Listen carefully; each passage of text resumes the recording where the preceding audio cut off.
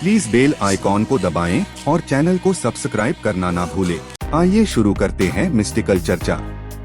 आज हम बात करने जा रहे हैं एक साइंटिस्ट जिसका नाम है बॉब लज़ार। एक अमेरिकी भौतिक विज्ञानी हैं जो दावा करते हैं कि उन्हें 1980 के दशक में एक्स्ट्रा टेरेस्ट्रियल टेक्नोलॉजी को रिवर्स इंजीनियर करने के लिए रखा गया था।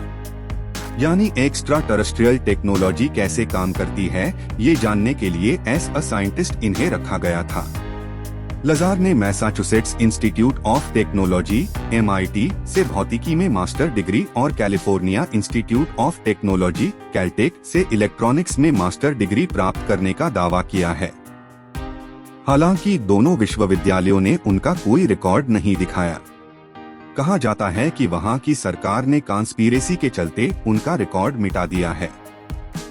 वर्ष 1989 मई में वह लास वेगास टीवी स्टेशन पर इन्वेस्टिगेटिव रिपोर्टर जॉर्ज कन्नप के साथ एक साक्षात्कार में झूठे नाम डेनिस के तहत और अपने चेहरे को छिपाए हुए एक अंडरग्राउंड फैसिलिटी एस-4 में अपने काम पर चर्चा करने के लिए दिखाई दिए। उन्होंने दावा किया कि Nellis air force base installation के पास मौजूद है, जिसे एरिया 51 के नाम से जाना जाता है। एरिया 51 यूनाइटेड स्टेट अमेरिका की सबसे सीक्रेट और उड़न तश्तरी के लिए फेमस है। उनका दावा है कि ये फैसिलिटी पापोस झील के निकट थी, जो ग्रूम झील में मुख्य एरिया 51 फैसिलिटी के दक्षिण में स्थित है। उन्होंने दावा किया कि साइट में एक पहाड़ी में छुपे हुए विमान हैंगर है। लज़ार ने कहा कि उनका काम 9 उड़न तश्तरियों में से एक की रिवर्स इंजीनियरिंग में मदद करना था, जिसके बारे में उन्होंने कहा था कि वे मूल रूप से एक्स्ट्रा टेरेस्ट्रियल ओरिजिन का था। उनका दावा है कि उड़न तश्तरी में से एक, जिसे उन्होंने स्पोर्ट मॉडल नाम दिया था, एक धातु एलिमेंट से निर्मित किया गया था जो दिखने में तरल टाइटेनियम के जैसा था। 1989 नवंबर के बाद के एक इंटरव्यू में लज़ार नकाब हटाकर सबके सामने आए, जहां उन्होंने दावा किया कि अंडरग्राउंड फैसिलिटी में उनकी नौकरी के लिए इंटरव्यू था और उनके एम्प्लॉयर यूनाइटेड स्टेट्स नेवी थी। हालांकि यूनाइटेड स्टेट नेवी इसे झुठलाती है। लज़ार ने दावा किया है कि अध्ययन किए गए क्राफ्ट का प्रोपल्शन एक एंटीमैटर रिएक्टर पर चलता था और मैटर की परमाणु संख्या 115 थी, जिसे उस समय अनपेंटियम नाम दिया गया था और उस समय तक आर्टिफिशियल रूप से नहीं बनाया गया था। एलिमेंट 115 पहली बार 2003 में सिंथेसाइज्ड किया गया था और बाद में इसका नाम मोस्कोवियम रखा गया था। उन्होंने कहा कि प्रोपल्शन सिस्टम E115 के एक स्थिर आइसोटोप पर निर्भर करती है, जो कथित तौर पर एक गुरुत्वाकर्षण तरंग उत्पन्न करती है, जिससे वाहन को उड़ान भरने में और चारों ओर प्रकाश को बेंड करके अदृश्य होने में मदद करता है। लेकिन मॉस्कोवियम यानी एलिमेंट 115 अभी तक फुल्ली सिंथेसाइज्ड नहीं हो पाया है और लज़ार ने ऐसे एलिमेंट होने की गणना पहले ही कर दी थी।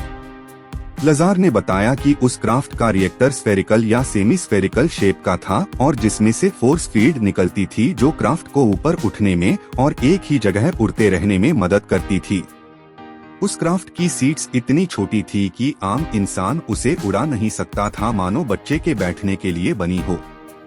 लज़ार ने दावा किया है कि प्रोग्राम में शामिल होने के दौरान उन्होंने पिछले 10,000 वर्षों से पृथ्वी की ऐतिहासिक भागीदारी का वर्णन करने वाले ब्रीफिंग डॉक्यूमेंट्स को पढ़ा, जिसमें एक्स्ट्रा टेरेस्ट्रियल प्राणियों को twin binary star system Zeta Reticuli की परिक्रमा करने वाले ग्रह से आने वाले एलियंस के रूप में वर्णित किया गया था। लज़ार का आरोप है कि उनके रोजगार और शिक्षा के रिकॉर्ड मिटा दिए गए हैं, क्योंकि वो जनता के सामने खुल के आ गए।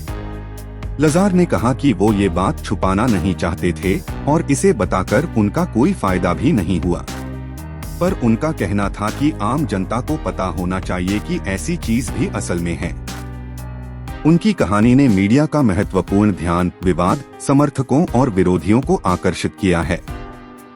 लज़ार के पास एलियन जीवन या तकनीक का कोई सबूत नहीं है, पर उनकी बात पूरी तरह से झुठलाई भी नहीं गई, क्योंकि आज भी एरिया 51 के आसपास भी कोई जा नहीं सकता और वहां अजीब रोशनी आसमान में आज भी दिखती है। बॉब लज़ार और एरिया 51 नाम की एक डॉक्यूमेंट्री फिल्म भी है। तो आपका इसके बारे में क्या कहना है, जरूर बताइएगा। चैनल को सब्सक्राइब करें और देखते रहिए मिस्टिकल चर्चा।